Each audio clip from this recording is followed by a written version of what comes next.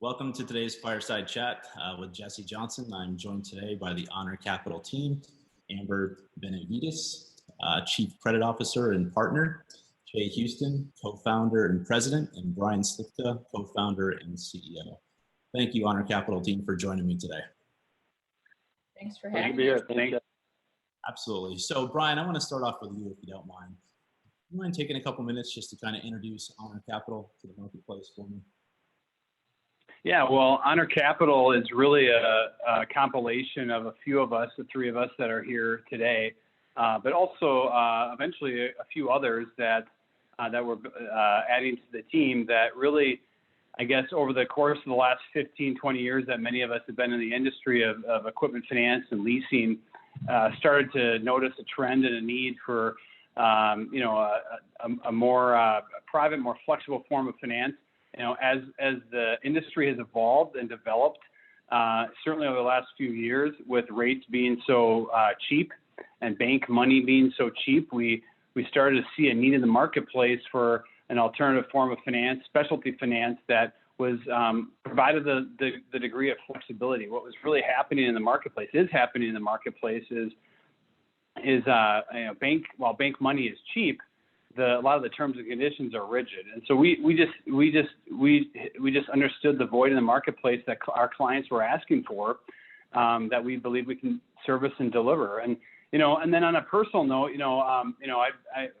I had a great run at the previous finance company that Shay and I and Amber were all at one point or another, and I'd gotten into some other businesses and had taken on some positions of leadership there from afar. And so when I left the leasing world for a couple of years, that void in the marketplace that I just spoke of was what spoke to me loud and clear. And that void was really an obvious one. So when we got the band back together, so to speak, here with Honor Capital, our focus was to clearly fill that void for business owners, CFOs, CEOs, and financial decision makers. And I can see that just in my time in working with the three of you and a few other people that I met at your office a couple of weeks ago. It's that relationship that you guys have with your customers, and that can be limited depending on the type of organization that you're from or that you're with. So I definitely agree. You guys have assembled quite a rock star team there, and I'm excited to see what you guys do with it, Brian. So thank you. I guess from a timing perspective, you say you've been out, of leasing for a couple of years. What made you decide to do this in the middle of a pandemic?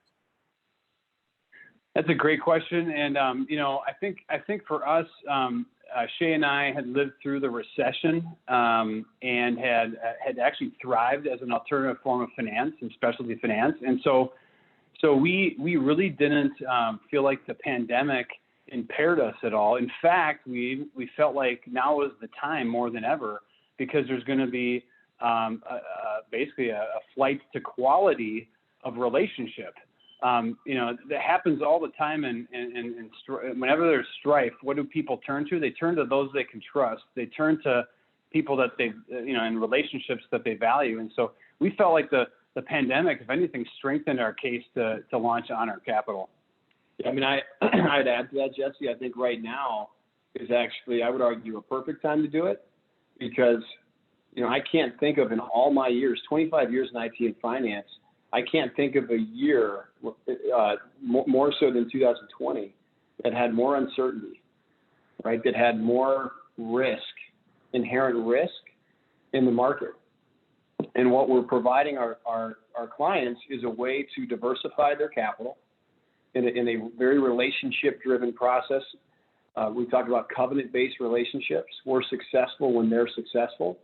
And to bring that in to a marketplace like we're in right now, where companies need capital, there's uncertainty that's out there, and you've got banks that have consolidated to a point where there's just, if it's not going to fit the box. I think the timing's perfect for us to come in and start this business. I agree 100%. I mean, based on just what I've known of you guys in the last 3 or 4 months, the relationship side of things is definitely going to carry you guys through. So thank you for that, Brian. Thank you, Shay. Amber, kind of switching over to you. So from an operational perspective, what do you see as the biggest challenge in a startup organization? There's so many aspects that go into a startup, from systems, workflow, legal, structuring your entities, tax. There's so many things to consider when you're starting up. And I think people get into it thinking you're just going to start bringing in sales and the rest will follow. There's a lot that goes into it when you start it up that have to be in place to make this seamless, to make a streamlined process, and to really give a product to our customers that they'll keep coming back for and that we can turn around quickly for them. I'm sure Shay and Brian can add to that as well. I mean, from a sales guy perspective, if they sell it, you can do it, right? I mean, that's the way this world works. Yeah, the systems are a large part of it too, just so we can streamline our process and make it seamless as possible for our customers and clients. Absolutely. Yeah, it's being part of a startup, the one thing that I think we all can agree on is that there's a lot of uncertainty day to day. You're building things from scratch. And, the one thing I always tell everybody and that people know about me is that, bias for action and be willing to fail and be willing to make aggressive mistakes. And, that's why I have Shay and Amber here, because, if it wasn't for them, I'd probably get myself into a lot of trouble, more or less just being too aggressive, because I want to serve the customer, right? And, as we've all talked about, honor is that old English spelling of honor. And the reason why is the U is a reminder to us, but also to the customer, to our stakeholders and shareholders, all of our employees, that it's about the customer. And so it's a servant leadership mantra that we want to take to market, but sometimes that over aggressiveness can, we got to be careful. So that's, as Amber stated, the ambition, we don't want to get too far ahead of the reality of the systems and operations and excellence that we want to provide our customers. Because ultimately, being too aggressive, can hurt all of us. Well, I think, Jesse, too, the obviously in our business as a startup, one of the hardest things is access to capital. And and that's why we were intentional with the way that we've built the foundation of Honor Capital to address that issue. So we really are about bringing the best of both worlds. We came from a bank-owned sort of environment where people didn't have to worry about stability, access to capital, deal size, and yet there's restrictions that came with that. And we've come into an environment where we've dealt with those restrictions. We're privately held. We don't have the same sort of regulatory issues or other constraints that come with being part of a publicly owned bank. But we also, through the partnerships that we form, have the access to capital to partners of ours, and then some others as well, where we don't have to worry about that. So I think we've addressed probably the biggest issue as it relates to a startup in this industry. The other components of it, we're sort of learning as we go as it relates to systems and process and those types of things. The good news in that is that we can design all of that around the needs of the client. And, we're not dealing with legacy systems or data conversion or things that would maybe prohibit companies from doing it the right way. We get to do it the right way the first time. Yep. No, and that's a good point. And that's a limitation that a lot of people, unfortunately, are in, because they have those legacy systems, and it allows them to not be as creative in structuring deals or aggressive. However, everyone needs they need a check, right, Amber? And that's what you're there for. So when Brian and Shay get too aggressive, they come to you and you kind of be like, okay, guys, time out. Let's think about that. I just find a way to get it done. It may not be exactly how they like it, but I'll find a way to get it done. No, and I saw that in motion a couple of weeks ago, and I was in your office, and it was great to be a part of that kind of environment there that you guys are building. And I'm just trying to think here, the culture that you guys are bringing to your organization. It's going to be great. It's going to be a lot of fun. I think you guys pretty much answered the majority of the questions that I have. I kind of like to end these things by just saying, like, why Honor Capital over, the other independents in your space. I know you guys have already pretty much answered that, but if there's any additional stuff you'd like to tell people, feel free to do so now. Do you want to start? Go ahead. from my perspective, Jess, you'll probably get three different answers. First of all, from the three of us, but the way I look at it is, there's lots of good options that are out there right now. I think the market's flush with capital and people who want to put capital to work.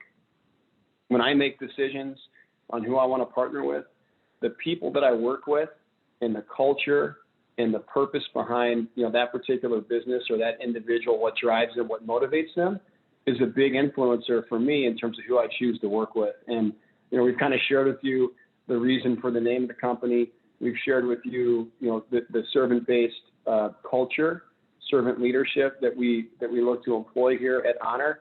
And so that's what we bring to the marketplace. I think that's distinct and different. The idea that we have the best of both worlds, the access to capital, but in a private environment where we can be very creative in deal structuring, very creative in underwriting, and you put over top of that a just maniacal focus on covenant-based relationships. That's unique. And I also believe, it's not just me, Brian, and Amber. That we've got a team, we've got a CFO, we've got a general counsel that have perhaps as much experience as we do in this industry. I would put the experience of our team, our management team, up against anybody out there. Even though technically we're a new company, we've been doing this a long, long time. So those are some of the reasons why I think Honor stands out. Yeah, my only add to that, and well said by Shay, would be, we empathize with you, the business owner, with you, the CFO, with you, the financial decision maker. We empathize with you, and again, the reason why we started Honor Capital is to be more client focused and servant based. And Shay and I we're in a very fortunate position in our careers and lives where we weren't doing this to make more money. We weren't doing this to realize incredible amounts of additional success. We were doing it because we wanted to have fun doing what we were doing. We wanted to do it with people that we could see ourselves spending time with on a daily basis, and that includes customers. And we knew good things would happen. We knew that our talents and skill sets would be able to deliver value for clients and be able to do it in a way that delivers for all the stakeholders. And so, to us, it transcends the transaction, transcends, just being a for-profit company. It's all the other stuff. And that's another thing I appreciate about, your group there, Brian, and Shay just said, it's, you do the right thing by the customer, the rest of the stuff will come. And that's, unfortunately, not enough people understand that.